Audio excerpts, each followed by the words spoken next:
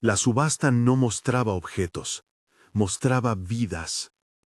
El olor a sudor y alcohol se pegaba a las paredes bajas del club. La luz neón parecía cortina de circo, roja y fría. Las gradas vibraban con gritos y apuestas. En el centro, una lona manchada servía de escenario, y alrededor, hombres soltaban billetes como si compraran piezas de carne. Tang Shi apretaba las manos alrededor del estuche de su chelo, ese único objeto que aún sentía suyo. La madera le calzaba al pecho como una promesa rota. Si sobrevivía, habría una última cuerda que la ata a quien era antes de aquella noche. Su madre, Sher Tang, no la miraba. Los ojos de la mujer estaban clavados en el organizador, en el dinero que ya contaba como si fuera aire que alimentara su lógica. El hermano, más joven, con la cara dura de quien tiene hambre de subir, se apartó un momento para no ensuciarse las manos, dejando que fueran otros quienes terminaran el trabajo. «Clave final, 100.000», gritó Manager Lee desde una tarima improvisada. «100.000 y se la lleva el tercero. ¿Quién sube?». Las palabras eran un látigo. Tang sintió el peso de los murmullos como si algo se doblara dentro de ella. No era la primera vez que la humillaban públicamente. Sí era la vez en que la golpiza intelectual, la negociación con la dignidad, alcanzaba un precio concreto. Alguien lanzó billetes, alguien más ofreció una tarjeta de crédito que no tenía fondos. Otra mano, otra voz. Entre la multitud, la figura del hombre que la observaba no desentonaba con el resto. Traje oscuro, reloj discreto, sonrisa medida. Chu Jin no miraba con la codicia del resto, miraba con una calma que se parecía a la de un cirujano antes de una operación. Nada en su rostro celebraba el espectáculo.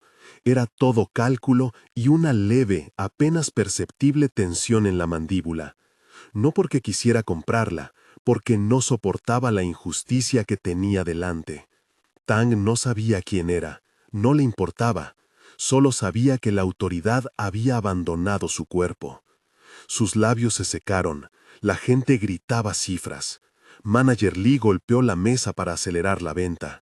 La madre, con la sangre fría de quien ya había tomado una decisión económica, avanzó. «Ella vale más de eso», dijo, y la voz estuvo tan vacía de madre que quemó. La oferta final cayó como martillo, 100.000. Una mano lanzó un sobre, otro más. El dinero cambió de nombre sin que nadie pronunciara la palabra libertad. Tang sintió el impacto de las miradas como cuchillas, algunas de desprecio, otras de curiosidad.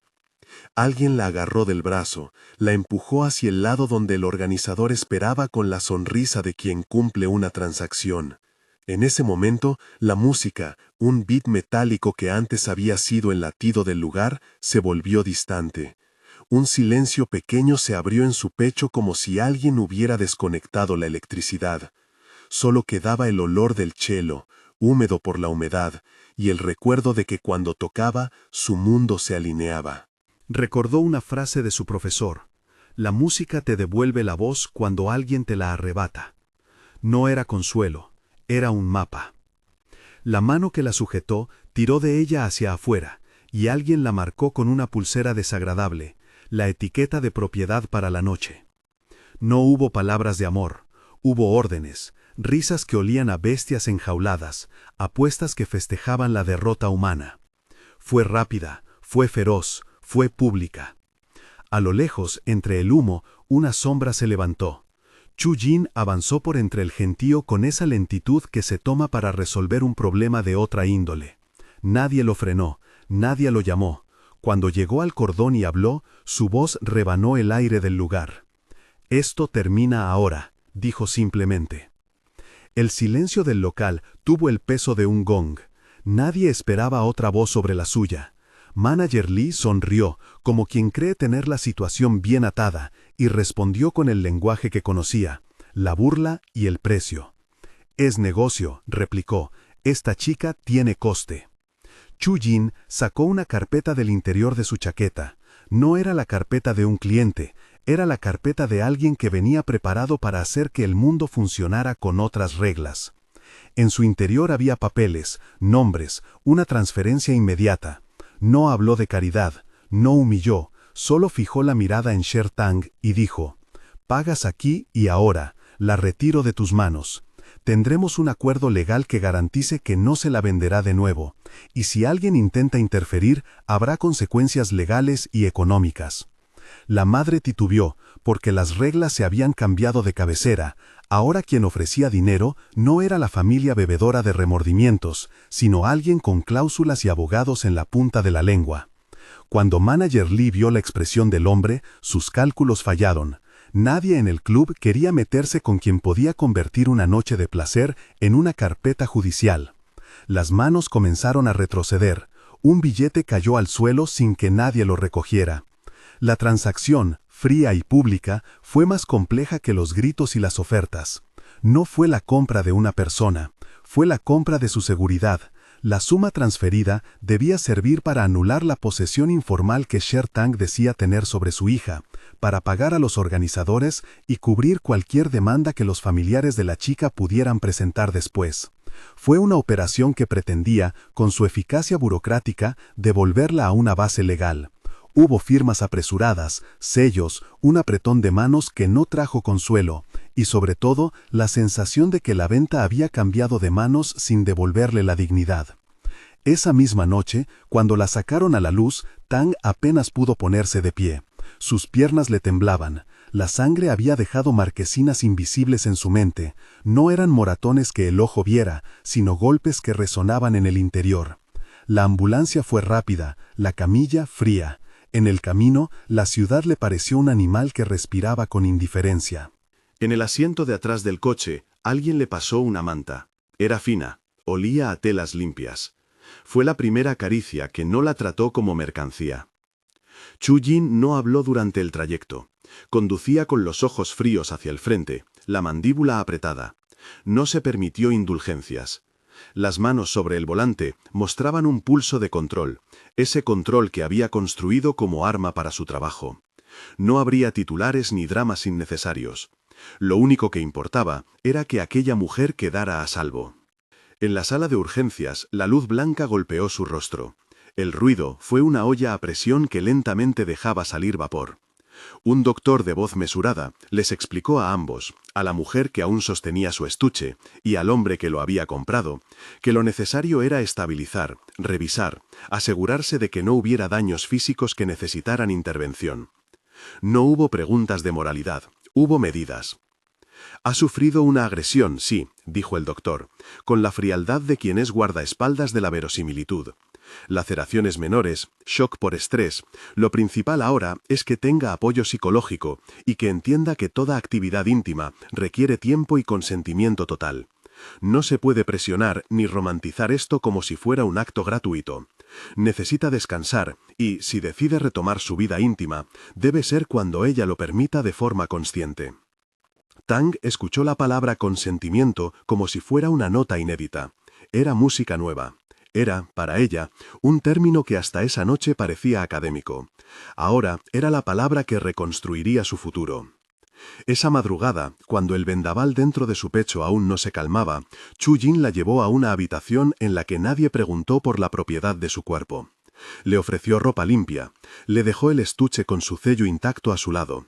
En un rincón, un borde de luz dejaba dibujado el contorno de una silla con respaldo alto.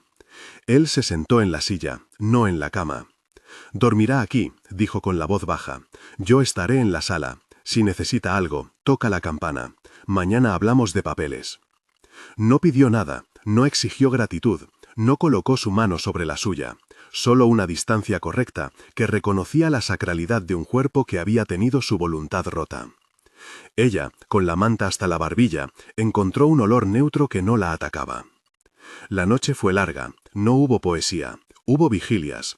Tang, en la penumbra, tocó con los dedos la curva del estuche, como quien tantea una costa lejana. La música le volvió a la garganta en forma de notas que no se pronuncian. Recordó a su profesor, las clases en las que había pasado horas repasando escalas mientras la ciudad dormía. La música como refugio, la música como derecho. Al amanecer, cuando el cielo todavía no prometía nada, Chujin le habló con una voz que no pretendía ser amable, pretendía ser exacta. Te llevaré donde puedas estar a salvo. Habrá acuerdos que firmar. Pagaré lo necesario para que tu nombre quede fuera del circuito de venta. Pero debes entender algo. No te compro para poseerte. Te ofrezco protección y recursos. Tendremos reglas. Si aceptas, tendrás libertad para estudiar. Tendrás un empleo en uno de mis proyectos para que nadie pueda decir que dependes de mí sin tener autonomía. Tang no supo si la opción que le ofrecía era una jaula adornada. Era, en todo caso, una puerta que se abría con poder distinto al que la había encerrado. No pidió tiempo. Aceptó porque no tenía espacio donde elegir. El alivio fue un animal pragmático. La idea de no volver a ser vendida esa noche era suficiente para, por un instante, respirar. La firma de los documentos fue un acto casi ritual. No hubo espectáculo, escrituras legales que separaban su registro del de su familia, cláusulas que prometían que Sher Tang no podría disponer de ella de nuevo, y la traba necesaria para que cualquier intento de venta en el futuro fuera un problema legal para quien lo intentara. La suma entregada a los organizadores no era un premio para ellos, era un pago de compensación por cerrar la operación, y sobre todo un impuesto social, que nadie volviera a mirar a Tang como mercancía. Sin embargo, las cámaras de la vida no se apagan. Al salir del hospital, un grupo de periodistas ya olfateaba la historia. Rumores empiezan a tejerse. La chica fue vendida, decían unos. El CEO la compró por capricho, susurraban otros. La moral pública, hambrienta de opiniones, pretendía colocarlo todo en una caja predecible. En el coche que los llevó lejos del hospital, Tang miró su reflejo en el vidrio. La noche había borrado el maquillaje, había dejado una mujer más joven, pero también una que ya no podía fingir la inocencia. En su regazo, el estuche del chelo era un territorio propio. Afuera, la ciudad se abría a la rutina, indiferente. Chujin la miró una vez, apenas. Cuando se haga público esto, la prensa intentará convertirlo en un cuento fácil. No lo permitiremos. Tendrás confidencialidad y protección. Si tu familia intenta algo, denunciaremos. Tang asintió en silencio. La palabra protección tenía un sabor nuevo. También la palabra condición. Tenía que ir a un médico, tenía que hacer terapia, no podía volver a casa. Había una lista, y cada punto era un límite tejido para que su autonomía creciera. No le gustó la idea de deber algo a alguien, pero prefería deberle a quien le ofrecía opciones, no a quien la vendía. El hospital ya no olía a urgencia, olía a promesa práctica. El doctor se acercó de nuevo, y esta vez tuvo palabras que no eran solo advertencias. Vas a necesitar tiempo, dijo. Tu cuerpo no lo dirá todo. La mente guarda mucha de la violencia donde el cuerpo no la muestra. No te presiones. Cuando vuelvas a tocar, que sea por ti. Si lo haces por obligación, el arco sonará falso. Hazlo cuando lo hayas elegido de verdad. Tang apoyó la cabeza en la almohada, y por primera vez en horas permitió que una lágrima rodara. No era de vergüenza, era de un cansancio que permitía sentir. En la habitación, un hilo de sonido se coló. Alguien, en otra sala, practicaba una pieza, un cello. La nota vibró como una cuerda que conectaba el oído con la memoria. Tang cerró los ojos y escuchó. La melodía fue un mapa. Fue en esa pausa, en esa sala de luz limpia, cuando la decisión de quedarse a salvo con él fue definida. No por romance, no por gratitud que encadena, sino por la urgencia de reconstrucción. Aceptó el plan. Aceptó que habría reglas. Aceptó la idea de un empleo en la fundación musical que el hombre dirigía, donde podría estudiar y trabajar sin que nadie la volteara a vender. Cuando la dieron de alta, el frío del pasillo la recibió con su costumbre dura. Al frente, en el coche, Chujin le tendió una tarjeta. No era la tarjeta de un amante, ni la de un protector sin coste. Era su tarjeta profesional. Aquí están mis datos. Tendrás un número de emergencia. Y mañana nos veremos para que firmes el contrato de tutela temporal y el puesto en la fundación. No es eterno. Tienes opciones de estudiar en el conservatorio si así lo deseas. Tang tomó la tarjeta como quien recibe un boleto. No supo si debía sentir esperanza o recelo. Solo supo que cada paso que daba desde la lona del club hasta el coche era una línea que la separaba de la noche anterior. Antes de salir del hospital, el doctor dejó una última indicación. Recuerda, si alguien te presiona, si te obligan a hacer algo que no quieres, no estás sola. Hay recursos legales, tenemos pruebas, declaraciones, hay un proceso. Y estando con alguien que tiene los recursos para protegerte, será útil, pero confía en los pasos legales. Nada puede arreglarse con dinero como si fuera un sello curativo. Hay que reconstruir, y eso lleva tiempo. Las palabras quedaron en el aire como un compás que se repite.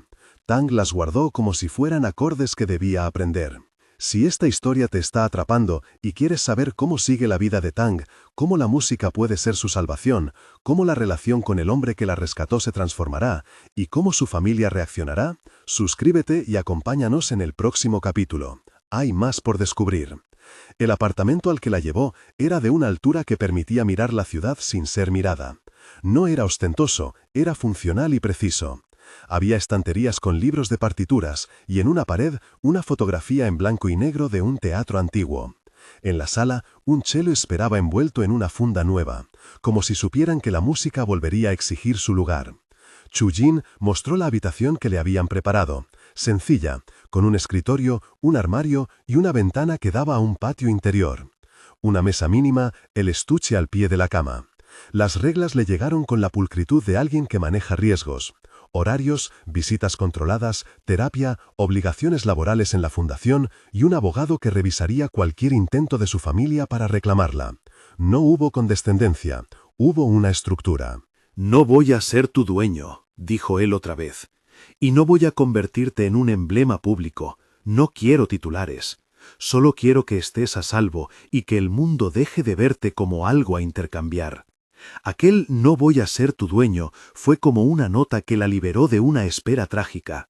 Por primera vez en mucho tiempo, alguien dijo con palabras lo que en su interior necesitaba, que su cuerpo y su voluntad no fueran instrumentos de otros. Esa noche, cuando la oscuridad se filtró por la ventana, se produjo algo que la prensa titularía con facilidad equivocada.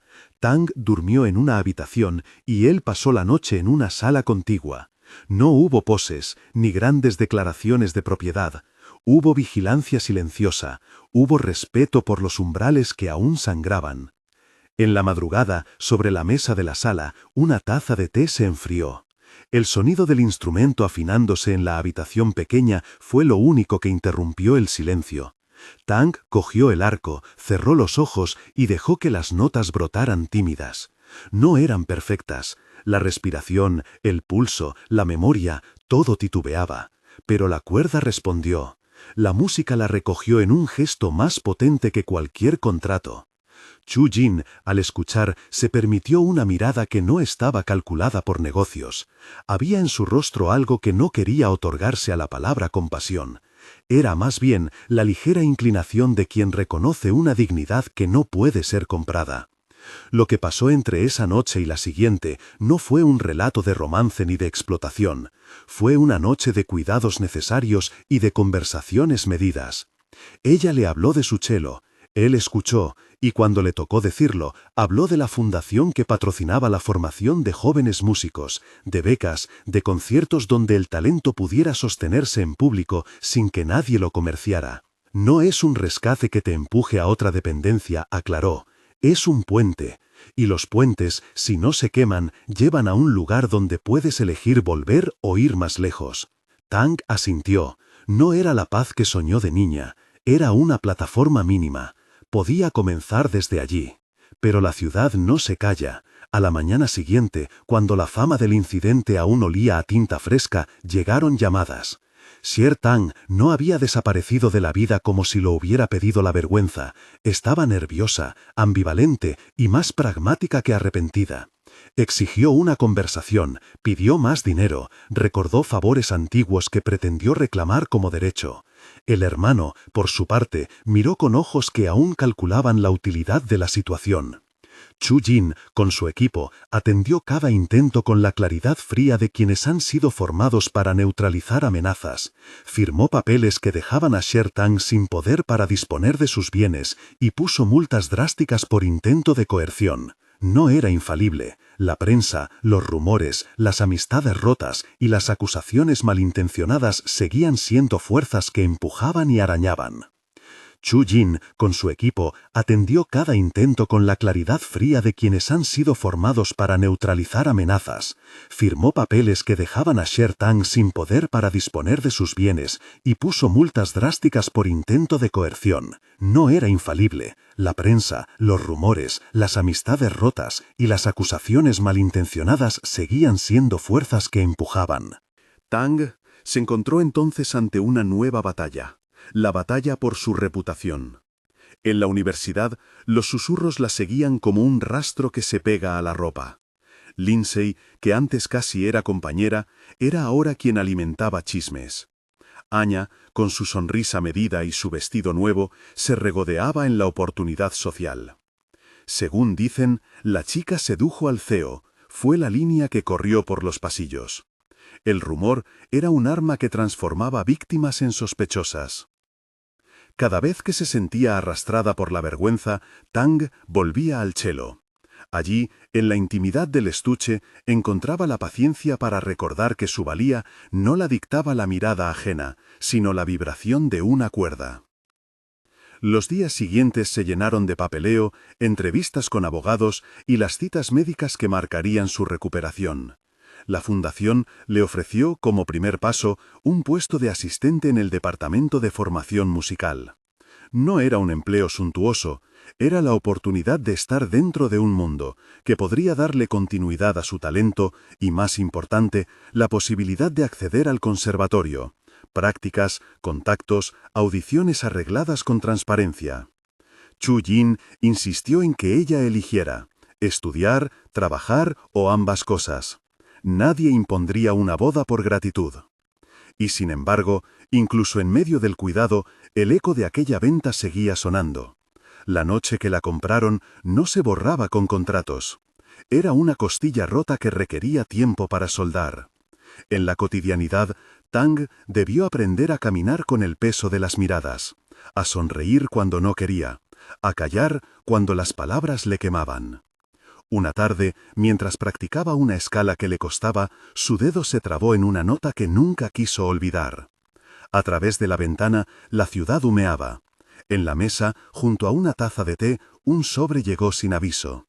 Era una carta de su madre. No eran disculpas, eran cuentas. Sher Tang pedía más dinero. Alegaba gastos, necesidades, que el clan familiar no sobreviviría sin ese flujo. La lógica de la familia era la lógica del mercado. Todo se valoraba y todo se vendía. Tang leyó la carta con la misma calma con la que se mira una herida, que aún supura. En su habitación apoyada en el respaldo de la silla, el cello a sus pies, Tang respiró profundamente. Había alguien que ofrecía un puente. Había alguien que le ofrecía la posibilidad de estudiar. Pero la cicatriz de la venta no se curaba con la suma de unas firmas. Habría que reconstruir la confianza, recomponer el mapa de su libertad y, sobre todo, decidir en qué medida confiar. Esa noche, mientras el edificio se apagaba a partir del piso 12 hacia abajo, Tang miró la ciudad. Una mitad era la de las luces que anuncian el consumo, otra mitad la de los instrumentos que afinan en silencio. Sintió que su vida, aún rota, tenía la opción de una melodía distinta. No sabía cómo escribirla todavía. Sabía solo que quería que fuera de su propia mano. A través de la ventana, una nota de cello se deslizó en el aire, ligera. Y en la sala contigua, el hombre que la había comprado escuchó sin dominación, sino con la atención exacta de alguien que comprende que una vida no se recompone con dinero, sino con tiempo, respeto y opciones. Quedaban amenazas por resolver, rumores que desactivar y una familia que aún quería negociar. Pero, por primera vez, había una decisión que pertenecía a ella. Cuando la ciudad cerró sus ojos, Tang dijo para sí, en voz baja, una promesa nueva. Tocaría de nuevo cuando ella eligiera, no cuando alguien la empujara. Y esa noche, mientras el edificio respiraba, el cello yacía en su funda, listo para la próxima vez que sus dedos decidieran llamarlo.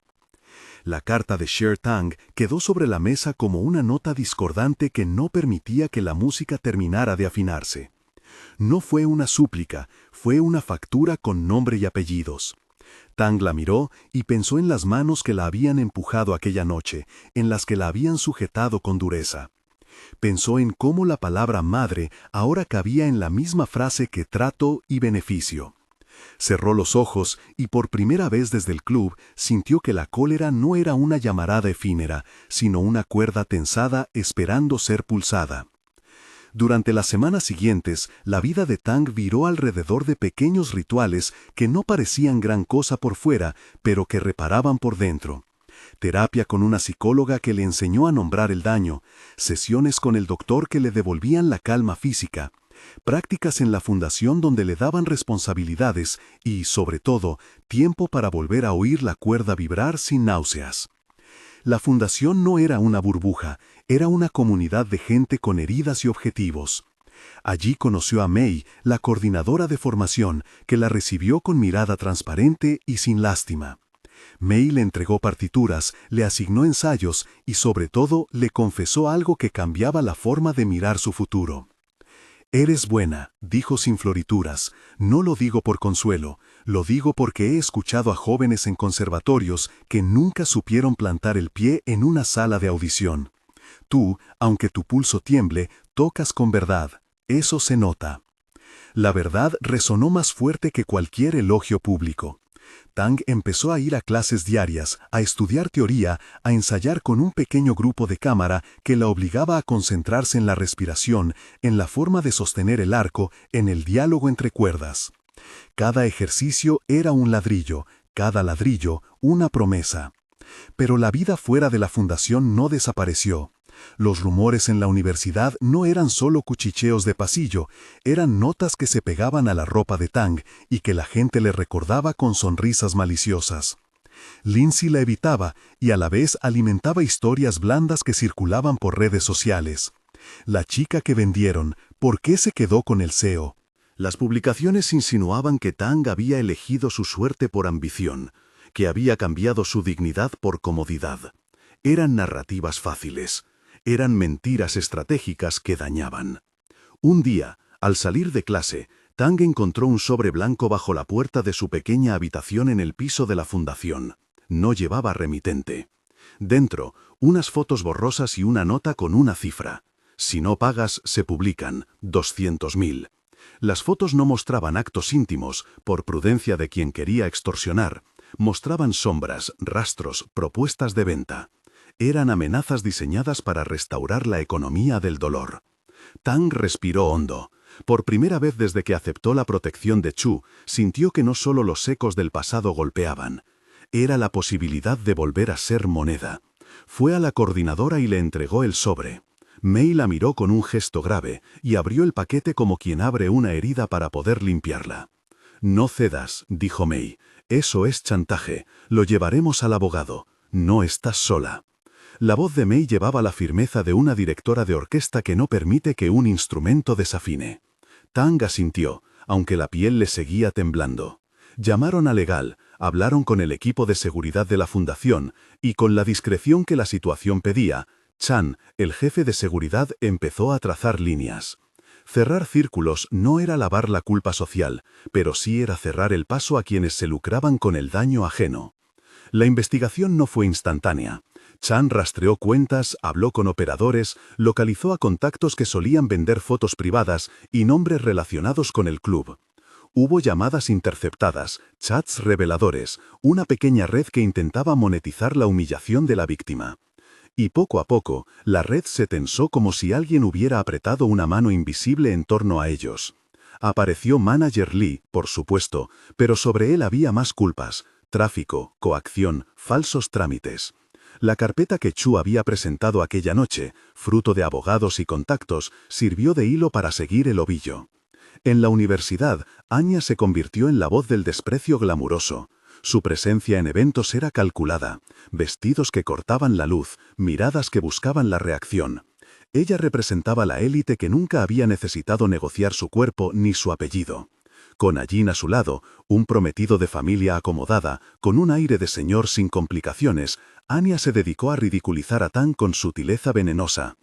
En una ocasión, cuando Tang cruzó por el pasillo central después de un ensayo, Anya pasó junto a ella y dijo, con una sonrisa perfecta: «¿Te ha tocado nota en esa orquesta o tocas por contrato?». La frase buscaba la risa, buscaba el eco en la multitud. Tang por primera vez detuvo la respuesta. Respiró, sintió la aguja del arco rozando la cuerda. La respuesta se convirtió en un gesto. No contestó con palabras, contestó con música. Si la humillación quería voz, ella devolvería notas. La oportunidad de ensayar con una pequeña orquesta en un auditorio municipal apareció como una grieta luminosa. Era una prueba para jóvenes talentos, abierta al conjurado. May le pidió que se presentara. Tang vaciló, pero la posibilidad de que su música fuera examinada por alguien que no conociera su historia era una luz tentadora. Se preparó durante días, practicó el concierto en sol que le pidió May, y cuando llegó el día, subió al escenario con el cello como si fuera su coraza. Cuando tocó, la sala se llenó de algo que no era compasión ni lástima, era admiración por la verdad del sonido. Las notas no tapaban la herida, la atravesaban. Al terminar, hubo aplausos medidos, unos jurados que intercambiaban miradas, y al final, una mención para la escala emocional que Tang había dominado.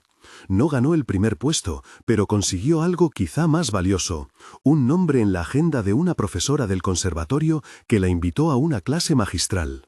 La clase magistral fue otro escalón. La profesora, la señora Vargas, escuchó a Tang con atención y no con lástima. Al final le dijo: «Podrías estudiar con nosotros, tienes que audicionar, claro, pero puedes contar con una beca si trabajas para justificarla. Nadie te regalará nada, tendrás que sudar cada nota. ¿Te interesa?». Tang asintió con la sensación de que el mundo le ofrecía por fin una puerta que no olía a billetes mal contados. Era, eso sí, una puerta estrecha que requeriría esfuerzo real. No hubo promesas fáciles, solo trabajo, un plazo y la posibilidad real de salir del círculo que había intentado convertirla en mercancía. Mientras tanto, la presión familiar no cesó. Sher Tang volvió a llamar, ahora más calculadora. Exigía documentos que permitieran recibir fondos, un pago por pérdidas y la promesa de mantener una posición cómoda. En una ocasión, Sher se presentó en la puerta del edificio de la fundación con la arrogancia de quien cree que el dinero compra cualquier cosa. Fue recibida por el abogado que Chu asignó, un hombre de rostro frío que habló con claridad. «Sher Tang», dijo, «usted no tiene ahora autorización para disponer de los bienes de su hija. Cualquier intento de coacción será denunciado. Tiene medios legales para pedir asistencia social, no para reclamar a su hija como propiedad». Sher se congeló, no por sorpresa moral, sino por el choque práctico de que alguien le hablara con la misma moneda que ella había manejado, la ley. Sus ojos, por una fracción de segundo, mostraron algo parecido al remordimiento. Pero el orgullo le ganó, se marchó murmurando cifras. Más tarde, Tang recibió un mensaje: «Si no hablas con nosotras, te verás arrepentida». La amenaza era clara y vieja. Tang la leyó y la quemó en su memoria. Y entonces hubo una noche en la que todo pareció retroceder, un intento de secuestro que empezó a tejerse cuando Tang salía de una clase nocturna. Un coche oscuro la siguió por la calle, luces encendidas y una van que se arrancó en el semáforo. Chan, que no dormía por guardias programados, notó la anomalía en las cámaras y alertó a seguridad móvil. El equipo llegó en el mismo instante en que dos hombres intentaron abrir la puerta del coche de Tang. Hubo un forcejeo, gritos cortos y la sensación de que el instinto de supervivencia se activaba como una cuerda de reacción. Tang, aún asustada, vio las manos que tiraban de ella. No sintió piedad, sintió rabia. Gritó con una fuerza que no sabía que tenía. Los atacantes huyeron cuando las luces y las sirenas se aproximaron. Fueron detenciones posteriores, interrogatorios y una red de datos que llevó a descubrir que detrás de aquel intento había piezas de la estructura del club de peleas, antiguos contactos de Manager Lee que intentaban seguir lucrando. Las detenciones no cerraron la herida, pero sí cortaron un hilo. Hubo esposas, declaraciones y luego procesos. Manager Lee y algunos de sus allegados fueron acusados, algunos se dieron a la fuga. El trabajo gubernamental no fue instantáneo ni perfecto, pero la maquinaria comenzó a girar. En público, no obstante, la maquinaria no era igual a la limpieza de un rumor. Las redes seguían, las voces de Anya y Lindsay continuaron. La prensa intentó montar la foto de la víctima redimida por la plata del magnate. Muchas voces se abstuvieron de ver la complejidad. Chu Jin observaba, y en esas semanas, cuando Tang aún no sabía cómo medir la deuda moral que sentía y cuándo aceptar la ayuda o rechazarla, Chu mostró que su poder tenía límites. Pagó abogados, organizó asistencia, puso seguridad y contactos, pero no pudo borrar la vergüenza social ni impedir que algunas instituciones miraran con recelo a una joven que había sido el centro de un escándalo. Había que transformar aquello en otra cosa, en pruebas de talento, en una narrativa profesional. Fue entonces cuando surgió una posibilidad que lo alteró todo, una audición internacional a la que la profesora Vargas la recomendó. Era una plaza para estudiar en un conservatorio europeo, una beca parcial con posibilidad de intercambio y, lo más importante, la posibilidad de estudiar fuera del ámbito donde su nombre estaba manchado. Era una puerta de salida físicamente distante, pero también psicológicamente vital. El problema, la beca requería desplazamientos, un periodo de adaptación y, para Tang, dejar un sitio donde la protección era real. ¿Aceptar la beca significaría abandonar el trabajo que la mantenía ligada a su proceso de reconstrucción? ¿Significaría también aislarse de la red que la cuidaba de la presión familiar? Tang pasó noches sin poder decidir. En su habitación, junto al cello, discutía consigo misma. Tocaba unas barras de escala y en el interludio pensaba en la oferta. Mei le dijo, con la paciencia de quien ha visto a muchos jóvenes dudar: si te vas, puedes crecer lejos de las voces que te dañaron. Si te quedas, construirás aquí una carrera visible y quizá cambies las reglas dentro. Ninguna es la elección correcta para siempre. Solo es la elección que harás ahora. Chan, por su parte, le recordó lo práctico: seguridad internacional, certificados, pasaportes, pero también la posibilidad de que el escándalo siguiera llegando. Chu, con la prudencia que lo caracterizaba, puso sobre la mesa recursos para el traslado, vuelos, contactos en el conservatorio, pero también dijo algo que sorprendió por su sencillez: no te pediré que decidas ahora por gratitud. Si decides ir, te ayudamos. Si decides quedarte, te ayudamos. Mi obligación es que puedas elegir. Esa frase, tan sola, fue un bálsamo. No era la oferta pomposa de fines de película. Era un ofrecimiento práctico que devolvía a Tang la capacidad de pensar sin sentirse comprada. Le permitió respirar.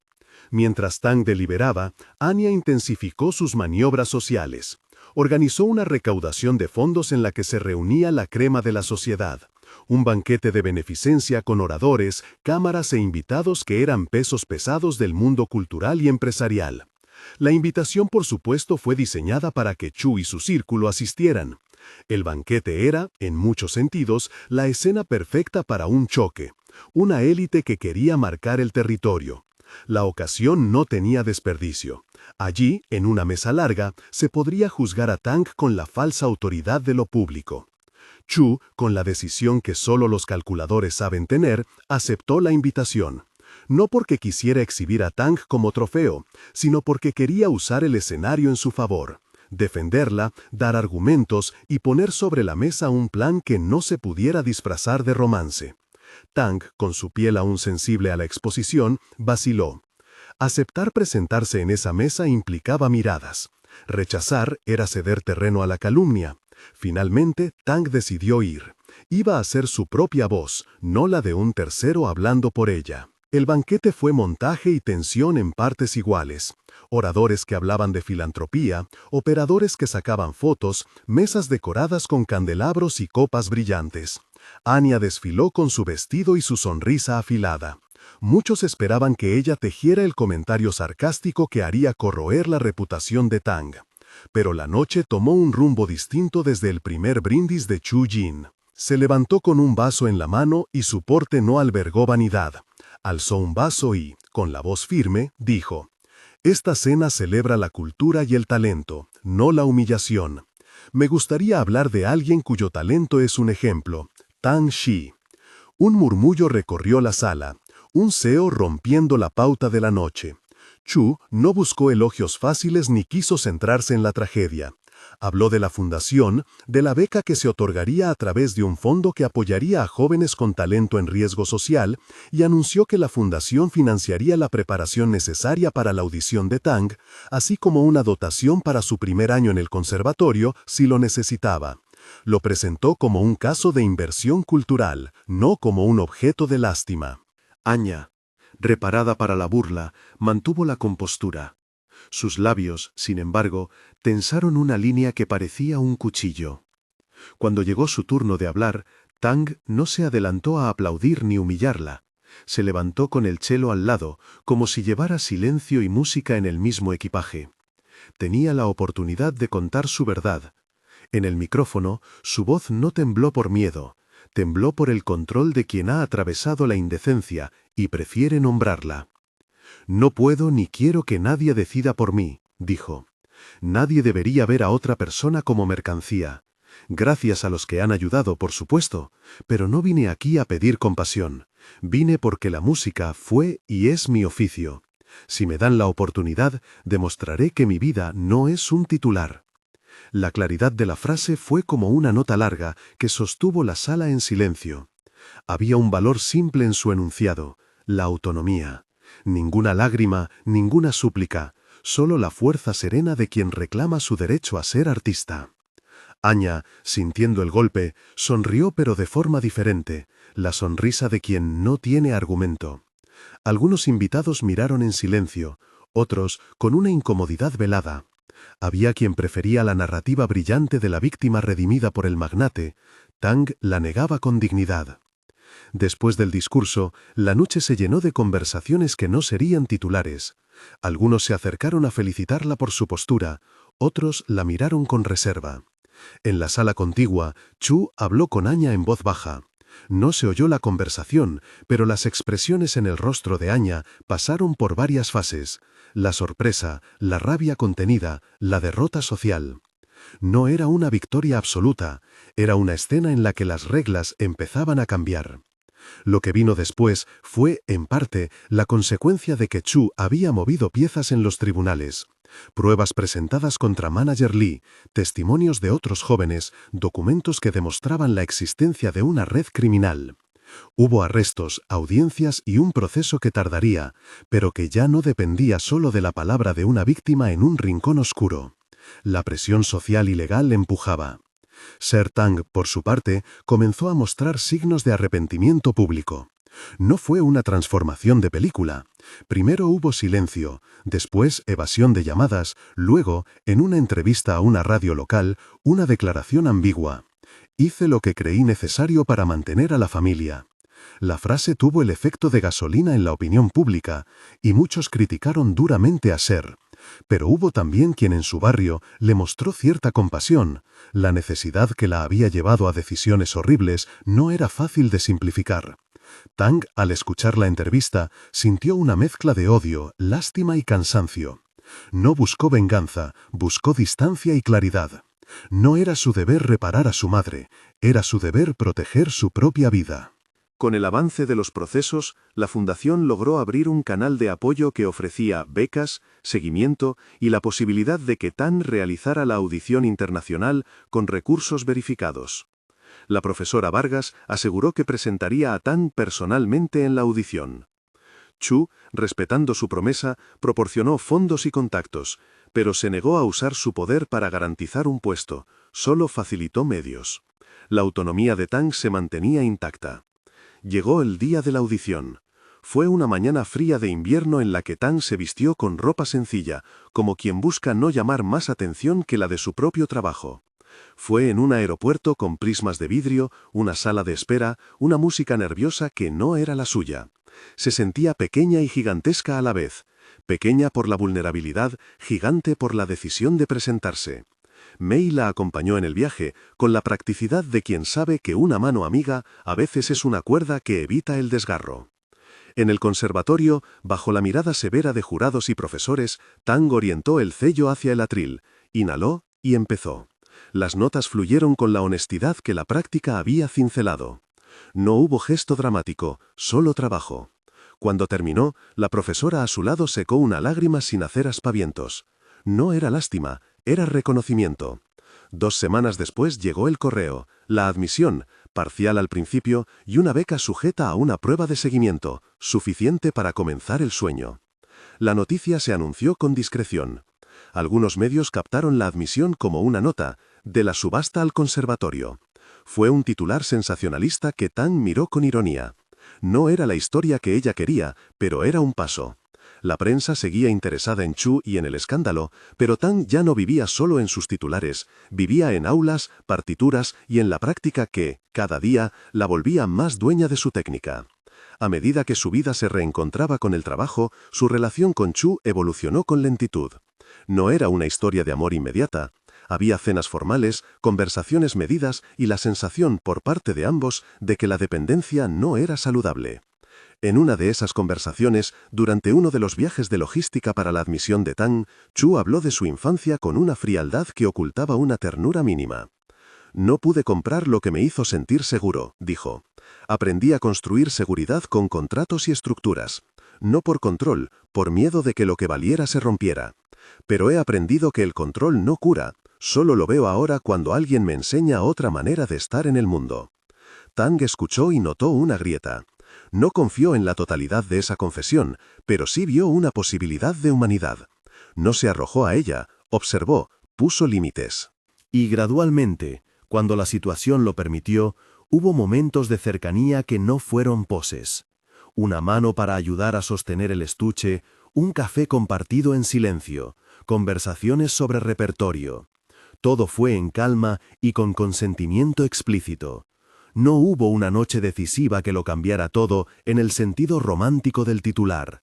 Lo que hubo fue la suma de gestos que permitían creer que una relación, formada por elección real, podía nacer. En el otoño, cuando Tang ya había comenzado a acudir a clases en el conservatorio y a combinarlo con su trabajo en la fundación, se organizó una gala de clausura por la que la familia de Anya y otros miembros de la élite estaban presentes. Era la ocasión perfecta para que los rumores se intentaran reavivar, pero también para que la verdad se mostrara con la fuerza de la evidencia. Chu, que conocía las reglas del poder, decidió aprovechar la gala para presentar un informe público sobre la causa de Manager Lee y la red de explotación que afectaba a varias jóvenes. No fue un espectáculo de venganza, fue la presentación de hechos, testimonios, pruebas, nombres que, hasta entonces, habían quedado en sombras. La sala asistió en silencio. La defensa pública que Chu hizo de Tang fue firme. No buscó el ataque personal, sino la exposición del delito y la promesa de apoyo continuo. Entre los invitados, muchos vieron la escena con incomodidad, algunos con admiración. Anya no supo qué decir. Ajin quiso mantener distancia. Al final de la gala, cuando las luces empezaban a bajar y los músicos afinaban para un pequeño concierto, Tang subió al escenario. Tocó una pieza pequeña, íntima, que hablaba de renacimiento y de deseo de seguir adelante. Cada nota era un paso fuera del pasado. Al terminar, hubo quien se levantó a aplaudir de verdad. No eran todos, pero eran suficientes para que Tang entendiera que la comunidad artística podía ser su verdadero sostén. En el público, entre las sombras de los invitados, Chu la miró con una mezcla de respeto y afecto que ya no exigía reciprocidad inmediata. Fue un momento tibio que sellaba meses de trabajo. La última escena importante se dio en una cena privada, no por un gesto de posesión, sino por formalidad y cierre de etapas. Chu convocó a Tang y a quienes habían sido piezas claves, Mei, la profesora Vargas, Chan y el abogado. Estaba la oferta final sobre la mesa, pero no como la culminación de una compra, sino como una candidatura. La fundación proponía financiar íntegramente los estudios de Tang, crear una cátedra en su nombre que brindara oportunidades a jóvenes en riesgo, y además ofrecer una posibilidad de relación en la que no habría imposiciones. Un acuerdo de pareja que sería público, respetuoso y revisable, si ella así lo decidía en el futuro. La palabra compromiso apareció como una opción, no como una cláusula. Tang escuchó en silencio. El chelo en la esquina del cuarto parecía guardar su decisión. Sabía que aceptar la oferta significaba contar con recursos y un escenario estable para crecer. Pero también sabía que cualquier enlace con Chu estaría en la mira del público y que la relación sería juzgada por todos. Se tomó su tiempo. Finalmente habló con voz pausada. Lo que quiero es estudiar. Quiero consolidarme. Necesito que mi nombre no sea algo que se venda ni algo que se utilice para limpiar culpas. Si acepto tu ayuda, lo haré en condiciones claras. Quiero que la fundación respete mi autonomía, que apoye a otros y que no me convierta en un símbolo. En cuanto a una relación personal, la consideraré solo si se construye fuera de la dependencia, con tiempo y transparencia. No quiero que nadie piense que me casé por dinero o por seguridad. Chu asintió. No hubo gesto dramático. Su respuesta fue simple y honesta. Acepto esas condiciones, y lo firmaremos como corresponde. No voy a someterte a la mirada ajena. No quiero que pienses que hay contratos que sustituyen la voluntad. Firmaron papeles que no eran escrituras de propiedad, sino convenios de apoyo, fondos, becas, acuerdos de no interferencia por parte de la familia de Tang y cláusulas que estipulaban la protección que la fundación ofrecería a jóvenes en riesgo. Fue un acto práctico que selló la idea de que la transacción que había salvado esa primera noche ya no existía en términos de compra de persona, sino en términos de ayuda institucionalizada y reversibilidad. Con el tiempo, la vida de Tang se llenó de prácticas, audiciones y conciertos pequeños. No todo fue inmediato. Hubo días en que la nostalgia por la vida anterior a la lluvia de billetes le apuñalaba. Hubo noches en que la herida parecía no cicatrizar. Pero la música volvió a sostenerla. En el escenario, cada vez que alzó el arco, recordó la promesa que se hizo, tocar cuando fuera por ella. La oferta de Chu no desapareció, era un telón que la protegía y al mismo tiempo le permitía elegir. En un concierto modesto donde participaron alumnos del conservatorio, Tang interpretó un solo que fue ovacionado. Entre el público, Mei aplaudía, la profesora Vargas sonreía y Chan observaba en silencio. Al final del evento, un joven de la audiencia se acercó y le dijo con timidez: «Su forma de tocar cambió mi manera de ver la música». Tang sintió, por fin, la satisfacción de que su valor no lo dictara la conversación en redes, sino el efecto de su arte en otros. El cierre llegó con una escena pequeña, íntima. Una tarde de otoño, Tang caminó por el parque que veía desde su apartamento, sentada en un banco con su chelo a un lado. A su lado apareció Cher de forma inesperada. No hubo abrazos inmediatos, hubo palabras medidas. Cher tenía en el rostro huellas de cansancio y un atisbo de arrepentimiento real. No reparó los daños con lágrimas teatrales, ofreció una disculpa pequeña, no perfecta. «Lo siento», dijo Cher. «No sé cómo pedir perdón, solo sé que te fallé».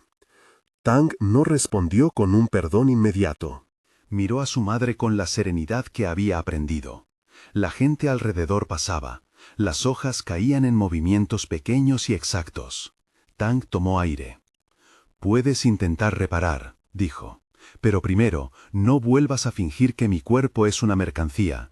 Si quieres ayudar, hazlo con honestidad. Si quieres volver a estar en mi vida, demuéstralo con actos, no con palabras». Cher asintió. No hubo reconciliación instantánea. Hubo el inicio de algo frágil, la posibilidad de que la relación se rehaga con límites y trabajo. Tang se levantó, abrazó su chelo y, antes de marcharse, dejó una frase que fue su pequeño manifiesto. «Tocaré por mí». La frase no era una victoria absoluta, ni un final perfecto. Era, sin embargo, la elección más nítida que había hecho desde la noche en que fue vendida. La música, el estudio y la posibilidad de elegir eran ahora su horizonte. Chu permaneció en su vida como una figura que ofrecía recursos y respeto. Su relación con él, si seguiría siendo platónica o se transformaría en algo más, dependía del tiempo y de decisiones de dos personas libres.